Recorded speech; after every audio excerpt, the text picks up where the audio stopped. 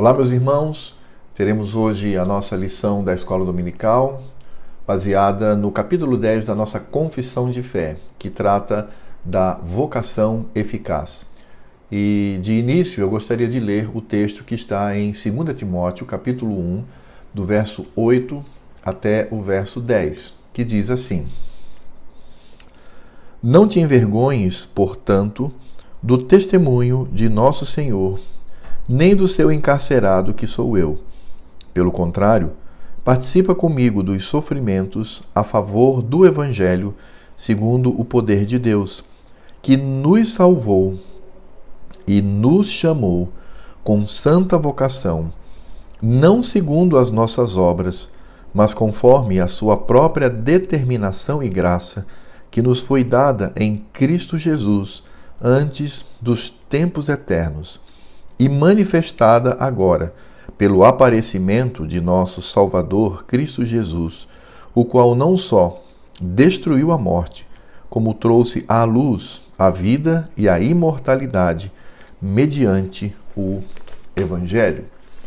O que nós temos aqui, irmãos, é um resumo do que poderíamos compreender o que seria a vocação eficaz. Então, nós vamos seguir a seguinte metodologia. Eu vou ler os artigos da nossa confissão e vou comentá-los. Eu acredito que nesse ritmo a gente vai poder aproveitar bastante acerca do conhecimento deste tema. Então, o artigo primeiro da nossa confissão de fé, do capítulo 10, diz o seguinte: Todo aquele que Deus predestinou para a vida, e só estes, é ele servido no tempo por ele determinado e aceito, chamar eficazmente pela sua palavra e pelo seu Espírito, tirando-os daquele estado de pecado e morte em que estão por natureza e transportando-os para a graça e salvação em Jesus Cristo. Isso ele faz, iluminando espiritualmente o entendimento deles, a fim de que compreendam as coisas de Deus para a salvação, tirando-lhes o coração de pedra e dando-lhes o coração de carne, renovando as suas vontades e determinando-as pela sua onipotência para aquilo que é bom e atraindo-os eficazmente a Jesus Cristo, mas de maneira que eles vão muito livremente, sendo para isso disposto pela sua graça. O que temos aqui nesse primeiro artigo, poderíamos afirmar que é um resumo daquilo que devemos entender quanto à vocação eficaz. Essa doutrina ela é importante para que a gente não confunda e não seja confundido com o discurso que vem dos arminianos, porque os arminianos dizem que, na nossa visão, o homem é como se fosse um robô, um boneco, uma marionete nas mãos do Senhor Deus. Então, o homem, ele simplesmente não vai a Cristo, ele simplesmente é colocado ali por Deus compulsoriamente. E eu já ouvi até alguns arminianos dizer que, mesmo que o homem não queira, Deus o força a se tornar um crente, o que é um grande absurdo. Veja só, aqui nesse primeiro artigo, nós vamos entender primeiramente que o Senhor Deus nos predestinou. Então isso é fato. Deus nos predestinou antes da fundação do mundo. Antes de qualquer coisa no que se refere à redenção, Deus nos predestinou. E quando Ele nos predestina, Ele historicamente envia o seu Filho para morrer em nosso lugar. E aí então, Ele vai agir na nossa vida. Em que situação? Nós estamos mortos. Nós não temos nenhuma condição de nos aproximar de Deus. Nada. Não há a menor possibilidade para isso. E aí o que o Senhor Deus faz então? Ele age na nossa vida, age na nossa mente, age no nosso coração. Como diz aqui mesmo a nossa confissão de fé. Isso ele faz iluminando espiritualmente o entendimento deles, a fim de que compreendam as coisas de Deus para a salvação, tirando-lhes o coração de pedra, dando-lhes coração de carne, renovando as suas vontades e determinando-as pela sua onipotência para aquilo que é bom. Então, a pessoa está morta, mas se ela for uma eleita de Deus para a salvação, no momento determinado pelo Senhor, ele vai a essa pessoa e ele troca o seu coração duro, seu coração de pedra, por um coração de carne, ilumina sua mente, coloca no seu coração a possibilidade de compreender a mensagem. É isso que acontece. E aí então, quando esta pessoa ouve a pregação do Evangelho, ela entende perfeitamente. Algo que um ímpio morto em seus delitos e pecados não tem a menor condição. Veja, você pregar para um ímpio, não sendo ele um eleito de Deus, é como se você pregasse para um cadáver. Você tem um cadáver ali, um morto, e você está ali pregando, dizendo, levanta, né? Tome uma decisão e tal. Não vai surtir nenhum efeito. Então é necessário que o Senhor Deus exerça essa transformação interna, porque Ele nos elegeu para isso. O Senhor Deus exerça essa transformação interna para que entendamos a pregação do Evangelho. E no momento que nós entendemos a pregação do Evangelho, e qual é o conteúdo? Deus é santo e justo, nós somos pecadores e miseráveis e depravados em nossos delitos e pecados, estamos separados de Deus e somos filhos da sua ira, nós afrontamos a Ele e afrontamos a seu Filho bendito e afrontamos ao Espírito Santo, e nesse sentido nós somos instrumento para se opor contra Deus, e nós entendemos isto, entendemos a nossa posição e a posição de Deus, entendemos o que é a condenação eterna, entendemos como é bom glorificar ao Senhor. Tudo isso passa a ser compreendido. E aí então, nós, diante desta situação, nós simplesmente somos efetivamente alcançados pela graça do Senhor. Eu sempre tenho dado o seguinte exemplo, é como se nós tivéssemos uma doença degenerativa que nos levasse à morte.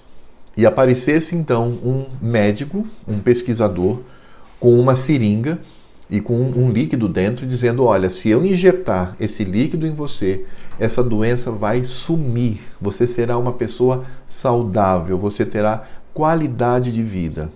E aí eu pergunto, qual o indivíduo que vai rejeitar, preferindo a degeneração, a dor, a humilhação e a morte? Ninguém. Então é exatamente isso que acontece. Por isso que, ao compreendermos a mensagem, respondemos positivamente. É a isto que nós denominamos de graça irresistível. E isso está claro aqui na nossa confissão de fé, que diz assim, mas de maneira que eles, os eleitos, vão muito livremente, sendo para isso dispostos pela sua graça. Então, de fato, nós respondemos positivamente de forma livre, porque entendemos. Mas então significa dizer que o homem participa, né? Porque num dado momento ele responde positivamente? Não, de jeito nenhum. O homem ele é totalmente passivo. Ele apenas, ao compreender a mensagem, ele entende que ser filho de Deus e glorificá-lo com a sua vida é incomparável a qualquer outra situação da vida. Então ele responde positivamente. Não é que ele toma uma iniciativa como se ele também trabalhasse no processo de conversão. Não. Ele responde positivamente e essa resposta é dada livremente. Isto é para deixar claro que o Senhor Deus não nos trata como marionetes. Porque se assim fosse, se Deus nos tratasse como marionete em todos os sentidos, então ele seria responsável pelo nosso pecado. Não é verdade? E nós sabemos que não. Deus não tenta ninguém, Deus não induz ninguém ao pecado. Isso vem da nossa livre agência, vontade esta motivada pela nossa carne, pela nossa carnalidade, que se manifesta através da cobiça. Entendem? Então, a doutrina da vocação eficaz, ela precisa ser entendida neste parâmetro. Ninguém é forçado como um boneco inanimado para ir à salvação. Não. Livremente nós respondemos positivamente a essa obra que é toda realizada pelo Espírito Santo na nossa vida. É assim que nós devemos compreender. O segundo artigo deste capítulo 10 diz o seguinte: essa vocação eficaz provém unicamente da livre e especial graça de Deus e não de qualquer coisa prevista no homem. Nessa vocação, o homem é inteiramente passivo até que, vivificado e renovado pelo Espírito Santo, fica habilitado a corresponder a ela e a receber a graça nela oferecida e comunicada. Olha, aqui nós temos um ponto muito importante. Primeiro, porque vai destruir um discurso que não é bíblico, um discurso que até afronta o Senhor, dizendo que nós temos valor. O ser humano tem valor e por causa deste valor, Cristo veio morrer na cruz. Não temos valor nenhum. Somos depravados, estamos entregues ao nosso pecado. Não há nada em nós que tenha poder para motivar ou ter motivado o Senhor para realizar a obra de salvação. A obra de salvação foi um ato livre do Senhor Deus. O Senhor Deus, Ele livremente decidiu nos amar ainda, sendo nós ainda pecadores e inimigos dele, inimigos de seu Filho. Ele escolheu nos amar e escolheu aplicar em nós a sua redenção. Então não há nenhum valor no ser humano, nada. Deus, quando olha para nós, sendo nós ímpios, vê somente pecado, sujeira, imundície, depravação e tudo que não presta. É assim. Então ele voluntariamente nos escolheu. E veja que, nesse sentido, nessa vocação, esse artigo reforça aquilo que eu ressaltei no artigo 1º, quando ele diz assim: nessa vocação o homem é inteiramente passivo até que, vivificado e renovado pelo Espírito Santo, fica habilitado a corresponder a ela e a receber a graça nela oferecida e comunicada. Então é aquela diferença. Pregar o Evangelho para alguém que é predestinado à perdição é como pregar para um morto, mas devemos pregar. Porque ninguém sabe quem é eleito. Você sabe quem é eleito de Deus para o céu e para o inferno? Se pudéssemos ter esse discernimento, então aí só pregaríamos para aqueles que foram eleitos para o céu. Mas nós não sabemos quem vai para o céu e quem vai para o inferno. Então nós temos que pregar a todos. Aliás, o ímpio predestinado ao inferno, quando ele ouve o Evangelho, esse Evangelho age na vida dele como juízo. Entendem? Então, é assim que nós devemos pensar. E aí, o nosso artigo ele vai mostrar claramente que o eleito ele é vivificado pelo Senhor. Ele é habilitado para entender a mensagem. E é por isso que ele sempre responderá positivamente. Porque ninguém, ao entender a mensagem do Evangelho, vai escolher afrontar ao Senhor, vai escolher ser inimigo de Deus, vai escolher ir para a perdição eterna. Não é verdade? Então, aqueles que de fato experimentam a conversão é porque foram habilitados pelo Senhor para compreender a mensagem do Evangelho e, portanto, eles respondem positivamente.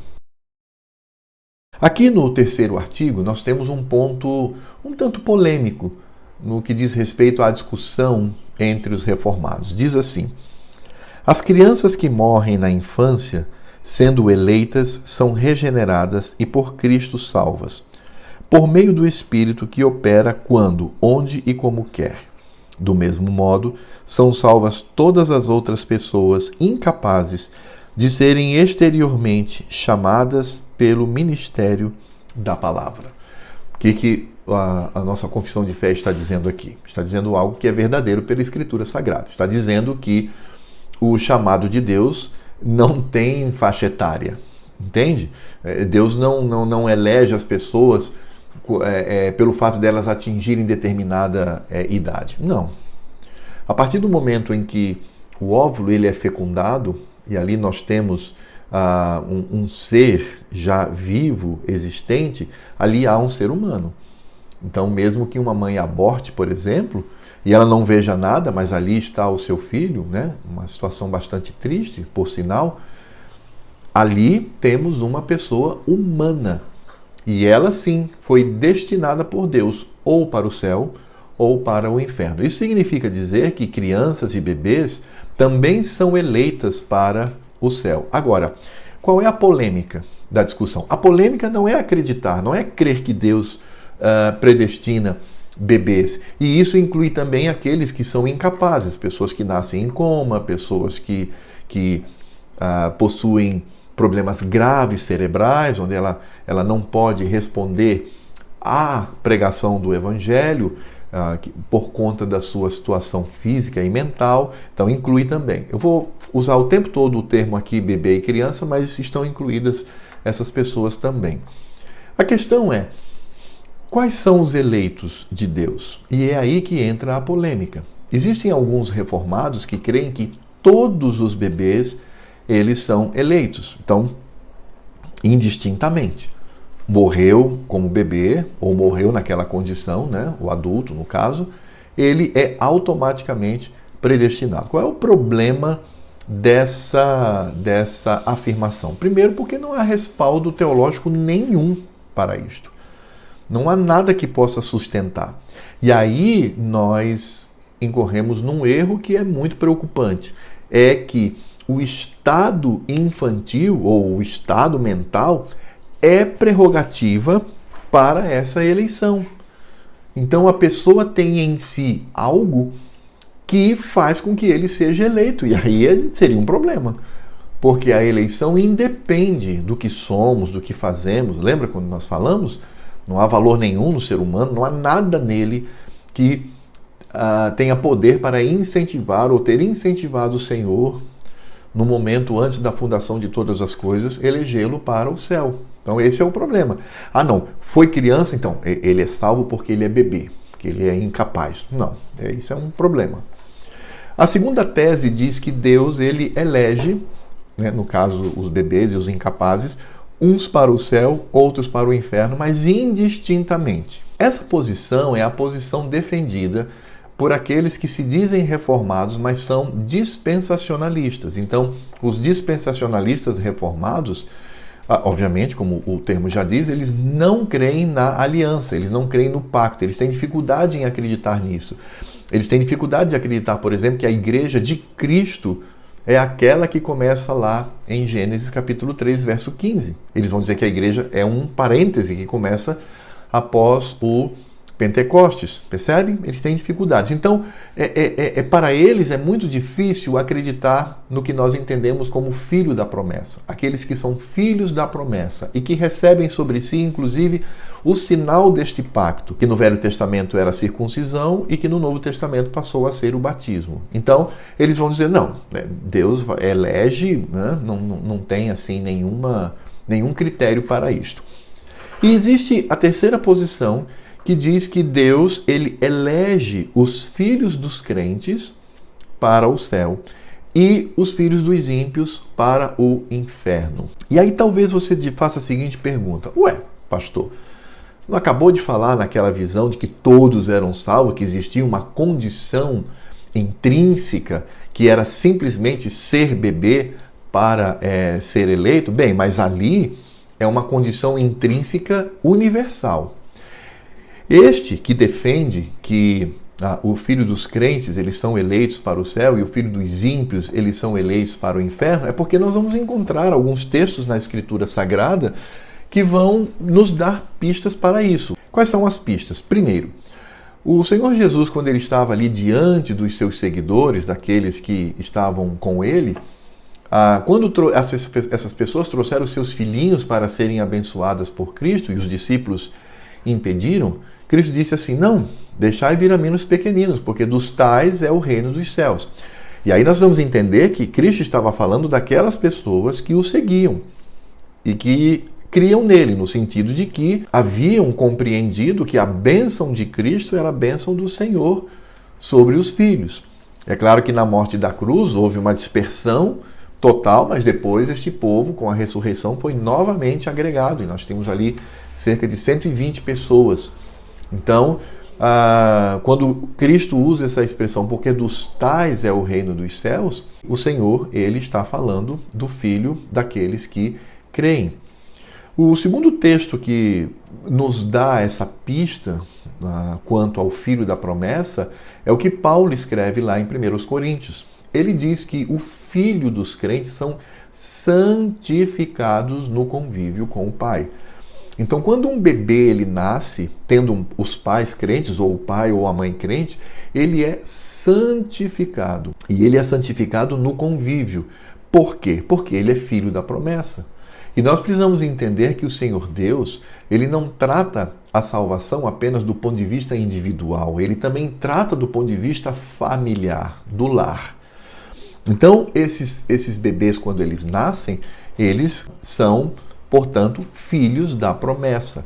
E a eleição do Senhor é poderosa no sentido de fazer com que aquela criança, aquele bebê ou aquele adulto incapaz, ele esteja no seio de uma família que está debaixo do pacto da aliança. Porque fica muito difícil você ver, por exemplo, uma criança que nasce num lar ímpio, onde as pessoas elas não são alcançadas pela graça do Senhor, ela não é filha da promessa.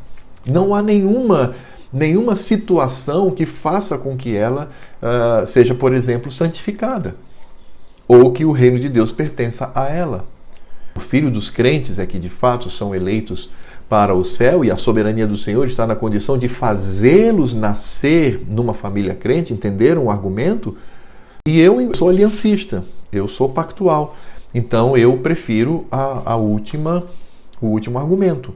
Eu acredito que os filhos da promessa, ao morrerem bebês, esses vão para o céu, e os filhos dos ímpios vão para o inferno. Agora, surge uma outra questão que precisamos enfrentar, nós que cremos dessa maneira. Mas e no caso de Jacó e Esaú?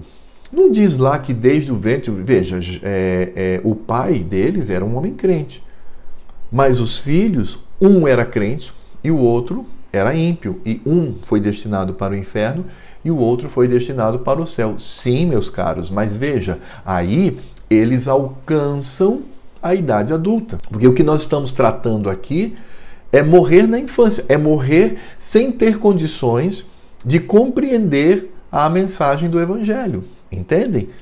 Então, é claro, crente pode ter filho ímpio? Pode. Tem muito crente, até pastores, presbíteros, líderes, que têm filhos que são ímpios, que estão em seus pecados e morrem desta maneira. Mas eles alcançaram a fase adulta. Isso se manifesta nele. É diferente de um bebezinho que nasce e morre, ou um natimorto. Ele está debaixo da aliança, ele está debaixo do pacto, ele está seguro debaixo do pacto.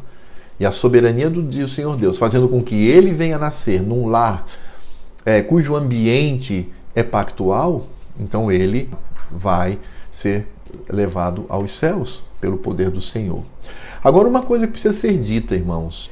Quando esses bebês, filhos da promessa, eles vão para o céu, eles não vão para lá porque são bebês.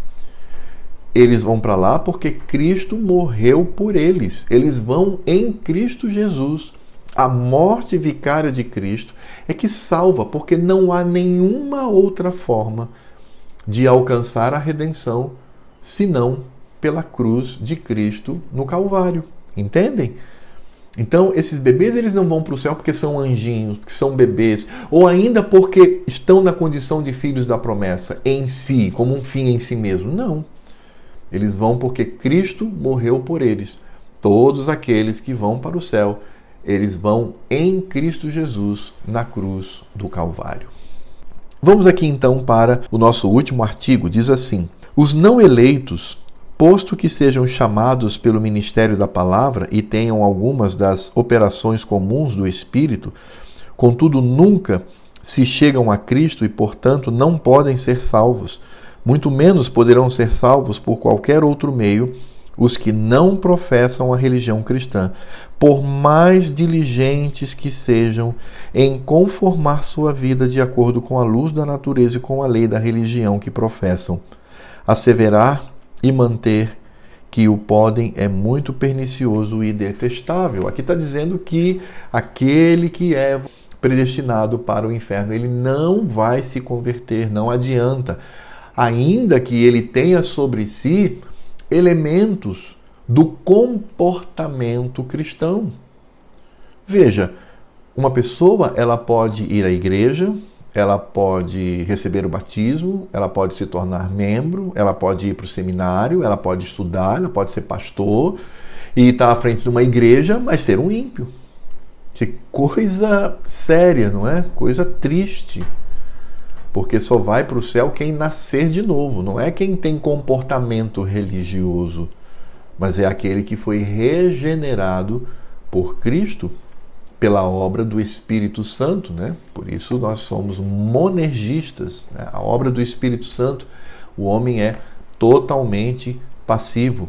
Hebreus, inclusive, tem um texto que fala isso, fala daqueles que experimentaram do Espírito Santo, mas que depois manifestam que de fato não pertencem ao Senhor. Esses expõem Cristo à ignomínia. E João, na sua primeira carta, ele diz que aqueles que abandonaram, aqueles que estiveram entre nós, conviveram, mas depois nos abandonam, fizeram isso porque eles nunca foram um de nós. Nunca foram convertidos. As igrejas estão cheias de ímpios, ímpios que têm a coreografia cristã, ímpios com título de pastor, ímpios com título de diácono, líder. Tem muito. É o joio. O joio se parece, mas não é. Então, veja, aqui vem um elemento importante que não é ponto da nossa lição, mas que eu quero acrescentar. Ninguém perde a salvação. Não existe a menor possibilidade de perda de salvação. A perseverança dos santos ela é confirmada pelo Senhor. Entende?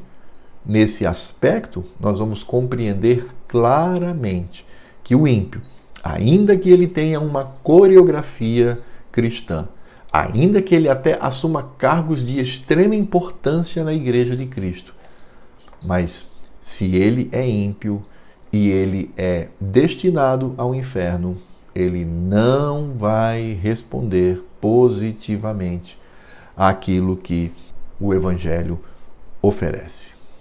E aí, irmãos, eu gostaria de indicar a leitura no nosso Catecismo Maior das perguntas 67 e 68. Elas vão ali também falar da vocação eficaz e é muito importante para aprofundar e aclarar ainda mais esse tema que para nós é imprescindível. Que o Senhor Deus os abençoe e até a próxima.